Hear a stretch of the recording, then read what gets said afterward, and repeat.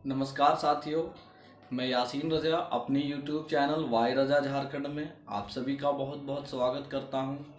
साथियों, आज के इस वीडियो में मैं थायराइड के बारे में बात करने वाला हूं कि ये थायराइड अगर आपको हो गया है तो क्या आपको ज़िंदगी भर दवा खानी पड़ेगी या मतलब थायराइड का कोई अंत है, आपका थायराइड ठीक भी हो सकता है।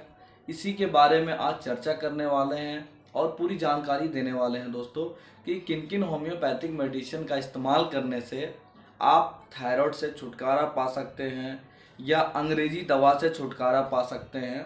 तो बने रहेंगे इस वीडियो में दोस्तों। तो वीडियो शुरू करने से पहले बताना चाहूँगा, यदि आप हमारे चैनल पर नए हैं तो चैनल को सब्सक्राइब करें और यदि आपको वीडियो अच्छी लगेगी तो आप इसे लाइक करेंगे, अपने दोस्तों में शेयर करेंगे।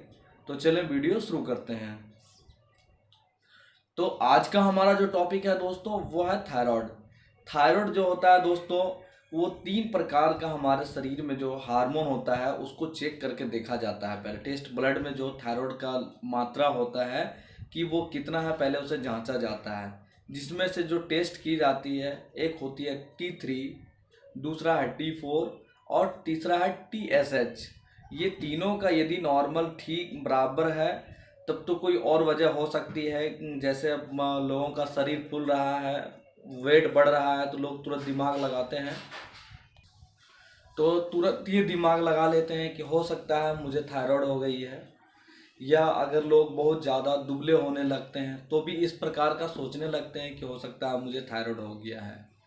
लेकिन दोस्तों, मैं क्लियर कर देना चाहूँगा कि थायराइड जब तक आप ब्लड टेस्ट कराने के बाद आपका रिपोर्ट नहीं आ जाता है और यदि आपका T3, T4 और TSH ये तीनों का लेवल यदि नॉर्मल रहता है, तो अगर आपका बॉडी में सूजन हो रहा है, आपका वज़न बढ़ रहा है या वज़न घट रहा है तो और भी कोई दूसरा इशू हो सकता है, लेकिन कतई ये नहीं है कि वो थायराइड ही है दोस्तों। थायराइड में अगर आपको थायराइड हो रहा है तो थायराइड दोस्तों 2 प्रकार का होता है। एक तो जो थायराइड होता है उसमें हमारा बॉडी का वेट बढ़ते चला जाता है, और टाइप 2 की जो थायराइड होती है उसमें लोगों का वेट कम होते जाता है। यानी कि दूसरी तरह की जो थायराइड होती है उसमें लोग दुबले होते चले जाते हैं, बिल्कुल सूख कर पतले हो जाते हैं। और टाइप 1 की जो होती है वो उसमें लोग मोटे होते चले जाते हैं। लेकिन ज़्यादातर जो देखा जाता है वो टाइप 1 वाली थायराइड देखा जाता है कि जिसमें लोग फूलने लगते हैं। तो और दोस्तों, यदि आपको थायराइड हो गया है, चाहे टाइप 1 की थायराइड हो चाहे टाइप 2 की थायराइड हो, आप अपने ब्लड प्रेशर को टेस्ट कराया है और ब्लड प्रेशर चेक कराने के बाद आपका T3, T4 और TSH का लेवल नॉर्मल रेंज से यदि बढ़ा हुआ आता है तो आपको घबराने की ज़रूरत नहीं है। कुछ दिनों तक यदि आप लगातार होम्योपैथिक दवा का इस्तेमाल करते हैं, यदि आप नए नए पेशेंट हैं तो उम्मीद है कि आपका बीमारी हमेशा के लिए ठीक हो जाएगा। लेकिन यदि आप पुराने पेशेंट हैं, आपको लंबे समय से थायराइड है और आप अंग्रेजी दवा ले रहे हैं तो भी परेशान होने की ज़रूरत नहीं है। जैसे कि आप बहुत पुराने थायराइड के मरीज़ हैं, मान लिया जाए आप 150 यानी 150 mg के ले रहे हैं या 100 mg के ले रहे हैं थायरोक्सिन, या 150 mg के ले रहे हैं या 75 mg के ले रहे हैं, मतलब कि जो भी आप पहले से थायराइड की दवा इस्तेमाल कर रहे हैं।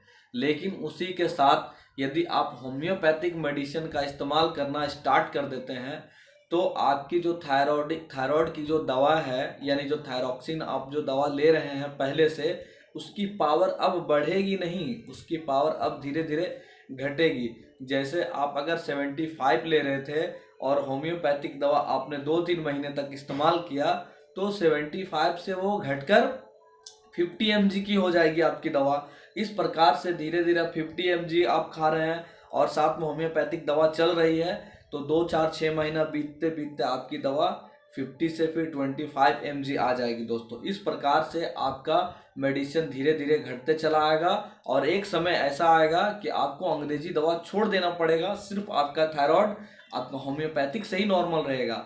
और ऐसा बहुत सारा मरीज का देखा गया है कि लगातार कुछ दिनों तक इस्तेमाल करने से बहुत सारे मरीज का, मैं सभी का बात नहीं करता, लेकिन कुछ मरीजों का मैंने देखा है कि थायराइड ठीक हो जाता है दोस्तों। और यदि नहीं भी ठीक होता है तो होम्योपैथिक जो दवा है उसका बहुत ज़्यादा साइड इफ़ेक्ट नहीं होता है और ये काफ़ी महंगी नहीं होती है, आप इसे आराम से ले सकते हैं। लेकिन अंग्रेजी दवा आप लेते हैं तो उसमें क्या है कि आपका पावर धीरे धीरे अप करते जाता है। फॉर एग्जाम्पल, यदि आपने 25 mg का स्टार्ट किया, साल 2 साल आपने 25 mg का इस्तेमाल किया, उसके बाद 25 से सीधे आप 50 mg पे आ गए। 50 mg के बाद आप फिर कुछ दिनों तक, कुछ साल तक इस्तेमाल किया, फिर अगर आप 75 पे आ गए। इस प्रकार से आपकी लेवल धीरे धीरे बढ़ते जाएगी, लेकिन होम्योपैथिक में आपका लेवल धीरे धीरे घटते जाएगा दोस्तों।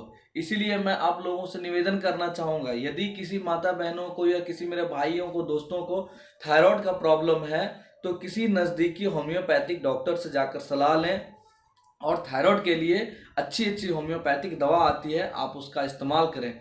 जिनमें से कुछ दवाओं का इस्तेमाल किया जाने वाला जो है उसके बारे में मैं बता देता हूं दोस्तों कि कौन कौन सी होम्योपैथिक दवा है जो थायराइड की बीमारी में यूज़ की जाती है, थायराइड के मरीजों को दी जाती है दोस्तों, उसी के बारे में मैं बता देता हूँ। तो सबसे पहली जो दवा है दोस्तों वो है स्पोंजिया। स्पोंजिया टोस्टा इसको कहा जाता है। हमारी दूसरी दवा है दोस्तों वो है ब्रोमियम। आप स्पोंजिया और ब्रोमियम को 6 पावर में एक साथ मिला करके सुबह शाम ले सकते हैं, 2-2 बूंद अपने जुबान पर, या तो फिर 1 चम्मच पानी में मिला करके ले सकते हैं दोस्तों। और जो तीसरी दवा है दोस्तों वो है लाइकोपोडियम। लाइकोपोडियम को भी हमें 30 पोटेंसी में सुबह शाम 2-2 बूंद डायरेक्ट अपने टंग पर लेनी चाहिए। और चौथी और आखिरी जो दवा है दोस्तों वो है नेट्रम म्यूर।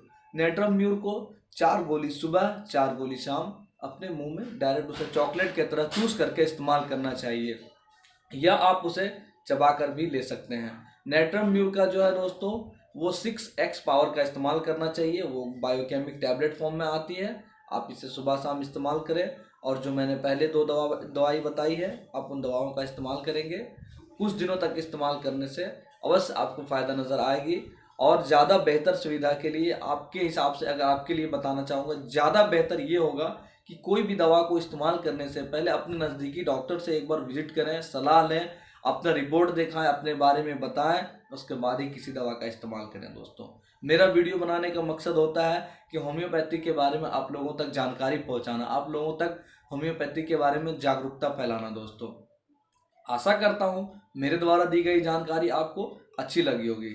जानकारी अच्छी लगी है तो वीडियो को लाइक करें, चैनल को सब्सक्राइब करें, अपने दोस्तों में शेयर करें।